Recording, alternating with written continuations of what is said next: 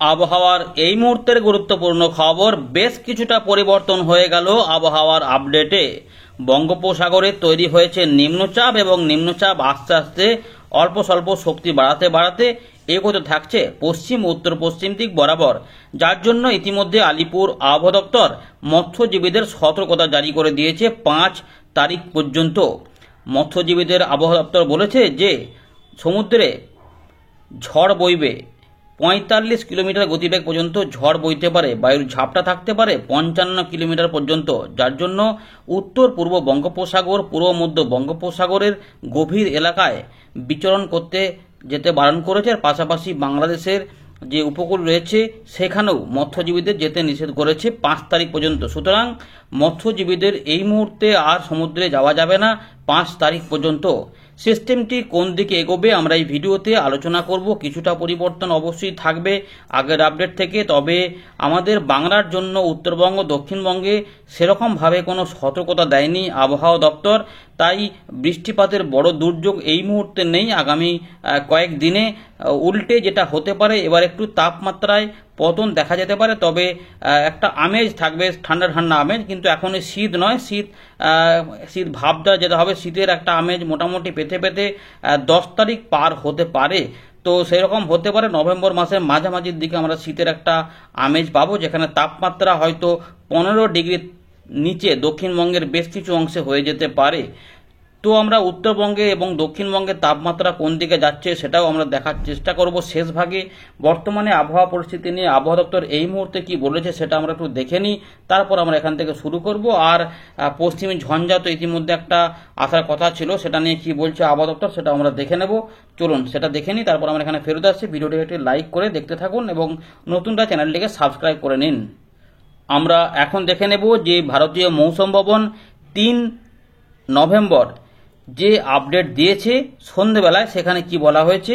উত্তর পশ্চিম ভারতে পশ্চিমী ঝঞ্ঝা যেহেতু ঢুকেছে, তার জন্য জম্মু কাশ্মীর লাদাখ গিলগিট বালচিস্তান মুজাফরবাদ হিমাচল প্রদেশ উত্তরাখণ্ডে এখানে কিছুটা বজ্রবিদ্যুৎ সহ বৃষ্টিপাত থাকবে এবং রাজস্থানের পশ্চিম দিকেও বলা হয়েছিল। এর পাশাপাশি ওই এলাকাতে 4 তারিখ 5 তারিখ পর্যন্ত বৃষ্টিপাত থাকার পাশাপাশি পাঞ্জাব হরিয়ানাতেও কিছুটা বৃষ্টিপাত থাকবে, অর্থাৎ আমাদের হিমালয়ের পশ্চিম ভাগ সহ পাঞ্জাব হরিয়ানা এবং রাজস্থানের কিছু অংশে এখানে বৃষ্টিপাতের কথা বলেছে ওই ঝঞ্ঝার জন্য। পূর্ব ভারতে আপাতত কোনো সতর্কতা সেভাবে নেই, তবে ওই আন্দামান নিকোবর দ্বীপপুঞ্জের দিকেই 5 তারিখ পর্যন্ত কিছুটা বজ্রবিদ্যুৎ সহ বৃষ্টিপাতের কথা, সঙ্গে ঝোড়ো হাওয়া, যেমন যেহেতু নিম্নচাপটা তৈরি হয়ে গেছে ওর কাছাকাছি এলাকাতে, পূর্ব মধ্য বঙ্গোপসাগর সংলগ্ন এলাকাতে সেটা এগোচ্ছে আস্তে আস্তে, তার জন্য ওখানে বৃষ্টিপাত।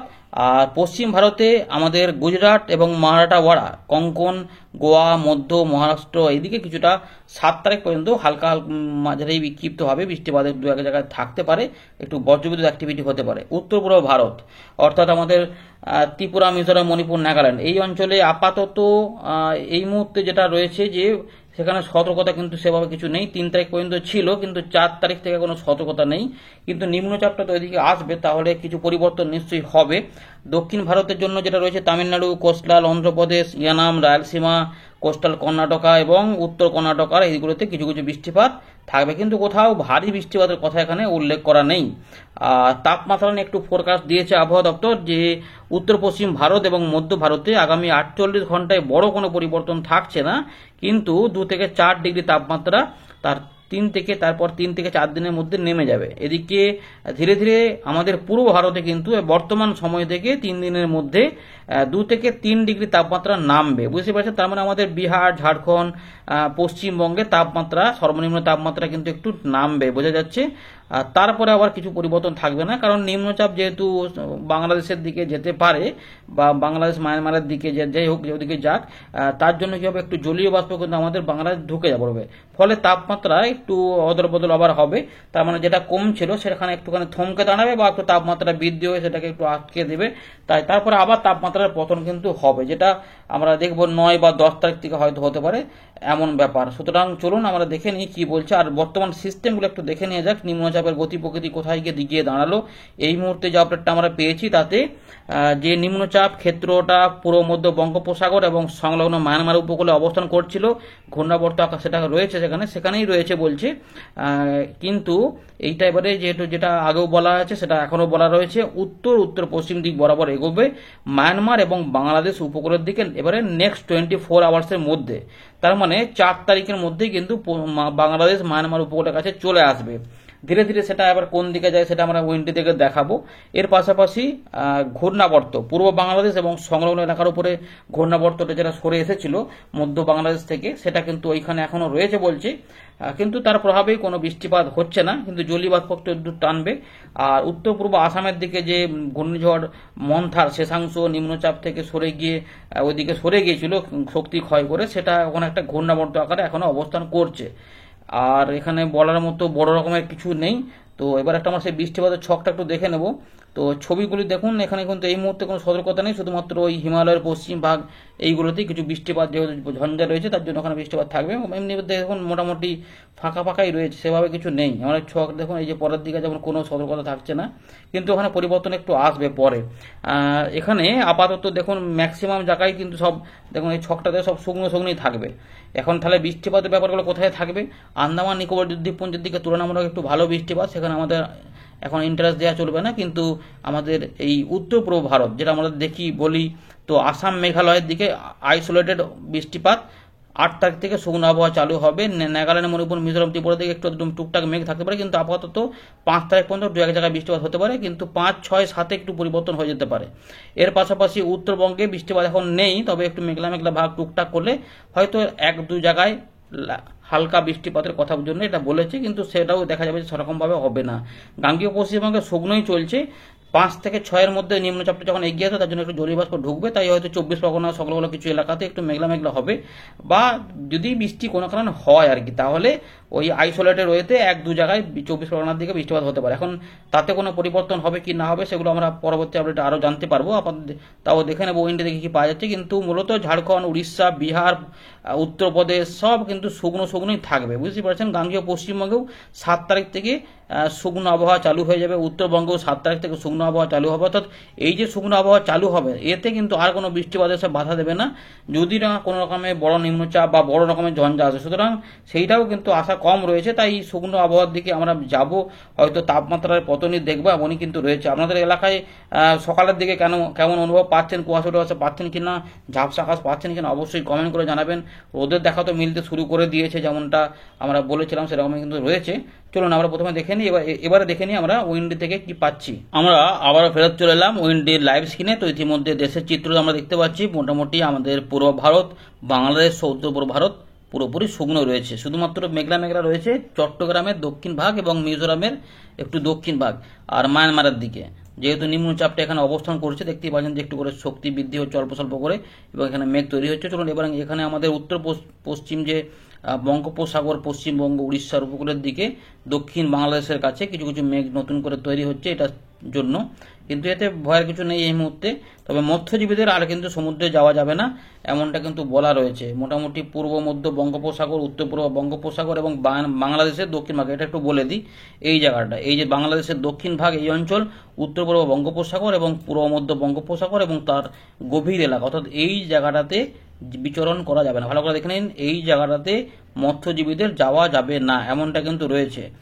তবে সবথেকে ভালো হচ্ছে যে 5 তারিখ পর্যন্ত না যাওয়াই ভালো, কোনো ঝুঁকি না নেওয়াই ভালো। 6 তারিখ থেকে আবহাওয়া পরিস্থিতি আবার উন্নতি হয়ে যেতেও পারে, তখন পরিস্থিতি হয়ে যাবে 2-1 দিনের ব্যাপার আর কি।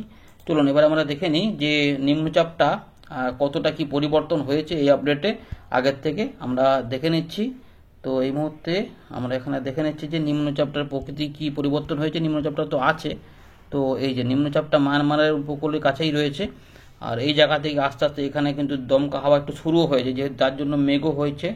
তো এইগুলো কতটা হবে, খুব বেশি কিন্তু এই মুহূর্তে পাওয়া যাচ্ছে না, আপাতত 40-46 রয়েছে, আপাতত 45 কিলোমিটার পর্যন্ত বলেছে, মানে ওই সুস্পষ্ট নিম্নচাপ। দেখা যাক 4-5-5-এর দিকে একটুখানি বাড়ছে, 5-এর দিকে একটু বাড়ছে, এই জায়গাতে চলে আসছে যখন 55 ওই 60-এর আশেপাশে বায়ুর ঝাপটা ম্যাক্সিমাম 58-57 মাপা যাচ্ছে এইগুলোতে মায়ানমারের কাছে। দেখা যাক এইটা, এই যে বাংলাদেশের দক্ষিণ ভাগ মায়ানমারের কাছে চলে আসছে, সিটুই যেটা আছে, যেখানে মুখা আছড়ে পড়েছিল ঘূর্ণিঝড়, 5 থেকে 6-এর মধ্যে যখন চলে যাচ্ছি তখন বাংলাদেশের এইখানে চলে আসছে, মানে চট্টগ্রামের উপকূলের কাছাকাছি এই যে সন্ধিভাতের কাছে এই জায়গাতে একটু ঝোড়ো হাওয়া থাকবে। এখানেও মোটামুটি বেশি নয়, ওই 48-50 পর্যন্ত বায়ুর ঝাপটা থাকবে। তার মানে এখানে খুব একটা যে বিরাট ঝড় হবে এরকম ব্যাপার নয় কিন্তু। সুতরাং পশ্চিমবঙ্গের জন্য কোনো ভয় নেই এবং বাংলাদেশের পশ্চিমের দিকে কোনো অংশে কোনো ভয় নেই, মানে খুলনা বিভাগ বা বরিশালের দিকে বলতে পারেন, রাজশাহী, ঢাকা, রংপুর, ময়মনসিংহ, এদিকে কোনো ভয় নেই। সিলেটের দিকেও কিছু নেই, বাকি অংশেও সেরকমভাবে কিছু নেই, কারণ এর থেকে বড় বড় ঝড় এদিক দিয়ে গেছে, সেগুলো সব সামলে গেছে, সুতরাং ভয়ের কিছু নাই।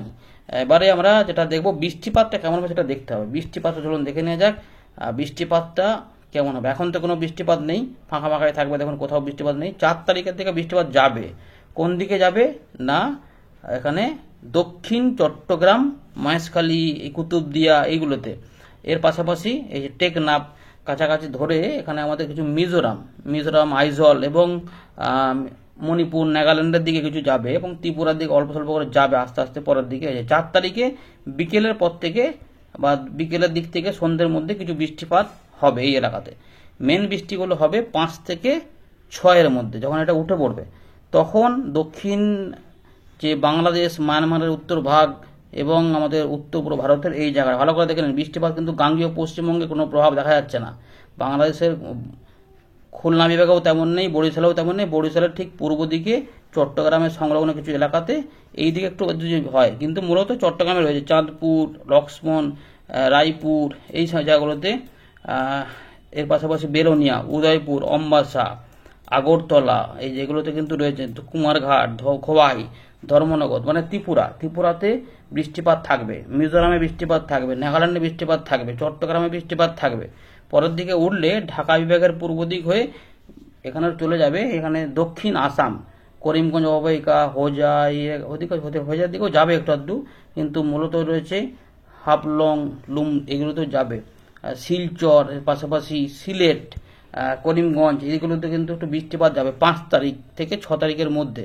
মোটামুটি এইরকমই রয়েছে। 6 তারিখের দিকে একটু ভারী বৃষ্টিপাত চট্টগ্রাম, মিজোরামের দিকে দেখা যেতে পারে, একটু দমকা হাওয়াটা থাকবে। সুতরাং এই নিম্নচাপটার কোনো প্রভাব আপাতত বাংলাদেশ, উত্তরবঙ্গ, বিহার, ঝাড়খণ্ড, উড়িষ্যা, পশ্চিমবঙ্গে এফেক্ট দেবে না, এমনটাই যাচ্ছে। উল্টে শুকনো হাওয়াই কিন্তু এদিকে প্রবাহিত হবে, এর ফলে তাপমাত্রার পতন হবে, তবে 7 তারিখ থেকে ধীরে ধীরে হবে।